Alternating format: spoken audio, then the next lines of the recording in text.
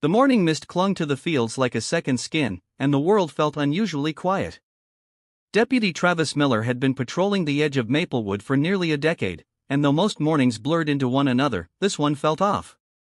The fog was thicker than usual, rolling in from the woods like a secret trying to hide itself. But it wasn't the silence or the weather that made his pulse quicken, it was Coda. Coda, the department's trusted K-9 unit, had been his partner for 5 years. Normally calm, responsive, and obedient, Coda had started acting strangely during their early morning patrol. He paced in the back of the cruiser, whimpering softly and pawing at the window whenever they passed the fence line at the edge of town. At first, Miller brushed it off. Maybe it was a deer. Maybe Coda caught a whiff of a fox or something buried beneath the layers of damp earth. But then the dog barked loud, sharp, and sudden as they rounded the corner near the old logging trail, the one nobody used anymore. Coda's nose pressed against the glass, his ears perked, and his body went stiff. Miller slowed the cruiser. Coda growled low in his throat, a sound that meant more than alarm. It meant urgency. The moment Miller opened the door, Coda leapt out and took off into the thick brush.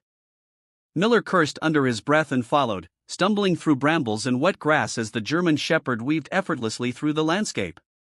Within minutes, Coda stopped, frozen in place at a circular formation of old stones almost completely hidden beneath weeds and overgrowth. It was an old well. Forgotten. Cracked. Covered in moss and thyme. Coda barked again, lowering himself slowly to the ground. He sniffed the air around the edge and let out a whimper that chilled Miller more than the cold morning air ever could. He stepped forward carefully and peered inside, his flashlight beam cutting into the dark cylinder. Nothing. But then, just barely, a flicker. A scrap of cloth. A faint glimmer of something pale below. Miller's stomach tightened. He radioed dispatch immediately. Rescue units arrived within 20 minutes. By then, Coda hadn't moved. He stayed glued to the edge of the well, his eyes locked downward, as if guarding something fragile and precious. EMTs and firefighters brought equipment, ropes, and searchlights.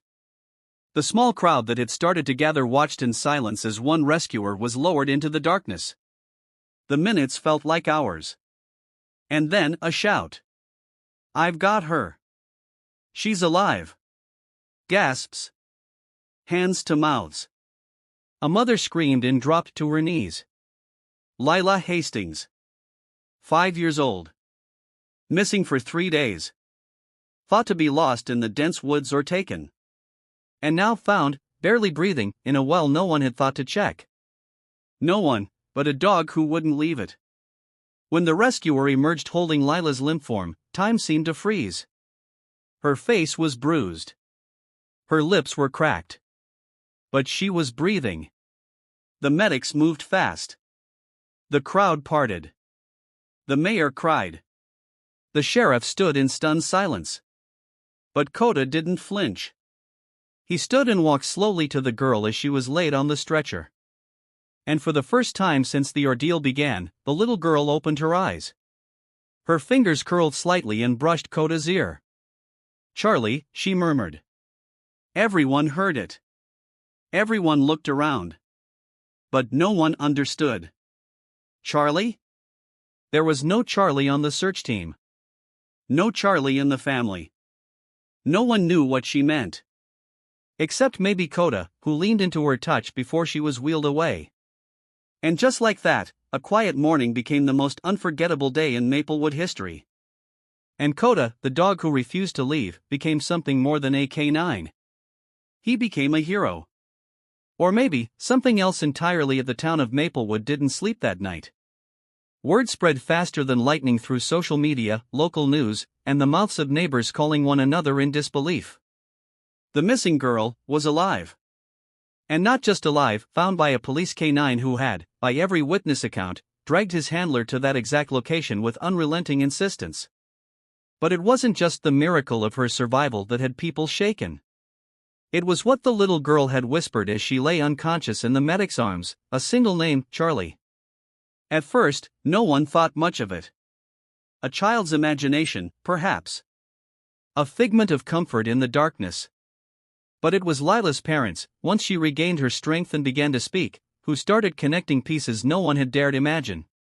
She said he was there, her mother told the doctors, tears clinging to the corners of her eyes. She said he barked. That he kept her warm. That he wouldn't leave her side. But there was no other dog. The doctors chalked it up to hallucinations, the trauma of being trapped, dehydrated, and injured. But the conviction in Lila's voice as she clutched a crayon and drew a dog beside herself in the well couldn't be ignored. He had kind eyes, she whispered to her father one night in the hospital. Just like Koda's. But older. It was Koda, sitting patiently by the door, who would raise his head every time she said the name. Then, the real twist unraveled. A retired teacher named Miss Greta Simmons came forward after seeing the story on the news. She brought with her a small photo album and an old newspaper clipping yellowed and cracked from years of storage. "I don't know if this matters," she said hesitantly at the station, "but the story feels too familiar." The article dated back nearly 45 years. It told of a boy named Adam Porter who had gone missing after wandering too close to the old well near the forest's edge. He had drowned before rescue could reach him. His dog, Charlie, a German shepherd, had stayed at the site for days, barking and whining, refusing food and water until he too died curled beside the stone ring, his nose pressed against the well wall as if still waiting for the boy to come back up. The story devastated the town back then. But with time, like all small-town tragedies, it faded. Until now. Now it felt eerily familiar. Someone placed the photo of Charlie on the desk beside Koda. The resemblance was uncanny right down to the intelligent eyes and thick, noble face. Koda sniffed the photo, then quietly placed a paw on it. Deputy Miller, who had never been one to believe in the supernatural, found himself unable to explain the lump in his throat. The well was no longer just an old stone hole in the ground. It was something sacred now. Something remembered. Lila was released from the hospital a week later. Weak but healing, held by both her parents as the town gathered for her welcome home parade. Koda was awarded a Medal of Bravery, though he didn't seem to care. All he wanted was to be near the girl. She reached out and hugged his neck as if they'd known each other forever. And when she whispered thank you, Koda wagged his tail softly, but his eyes turned again toward the woods. Like he was still listening. Like someone else might be out there, waiting for someone to hear. Later that evening, Lila's family returned to the well. It had been fenced off now, officially marked as a historical site, with fresh flowers placed around its edge. Lila knelt and left a small drawing, a picture of herself, Koda, and another dog labeled Charlie, both standing beside her in the dark with stars above. What she said next sent chills through every adult in earshot. He said he stayed because no one else could hear me. But Koda could. No one had taught her those words. No one knew how she could have known. But in that moment, with the breeze rustling the trees and Koda sitting upright and proud, the truth didn't need proof. Some things are felt, not explained. Some love never dies. Some loyalty is eternal. And some dogs never really leave. If this story moved your heart, please like, comment, and subscribe. Share it with someone who still believes in second chances and the silent heroes who walk among us on four paws. Memo special request, drop a dog face in the comments if you believe dogs have a sixth sense. Let's see how many hearts still believe in miracles.